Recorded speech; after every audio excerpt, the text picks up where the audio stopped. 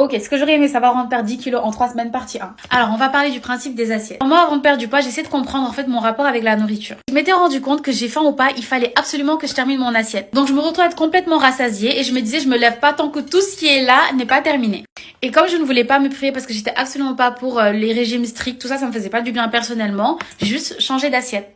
J'ai pris une assiette un peu plus petite. Donc ce que je faisais, c'était que je prenais la nourriture, je me servais et je mangeais dans une assiette plus petite et je ne me resservais que quand je sentais que j'avais faim. Mais dans ma tête, le fait de me dire que je terminais mon assiette, je me rendais compte qu'en fait je mangeais beaucoup plus juste parce que j'avais une assiette plus grande et que je mangeais en fait plus qu'à ma... Et ça a complètement changé ma perception et ma manière de manger parce que là, du coup, je me servais dans une petite assiette quand j'avais faim et plus j'avais faim, plus je me resservais. Mais au moins, je me disais que j'étais dans un cadre où j'avais structuré mon plateau et je pouvais contrôler ce que je mange. Donc ça pouvait être des frites, des burgers, tout ça. Je ne me privais absolument pas, mais juste je réduisais mes quantités et je mangeais selon ma faim. Je sais pas si c'est clair. Mais en tout cas, c'était mon premier pas pour perdre 10 kilos en 3 semaines et je vais vous raconter la suite dans une partie 2.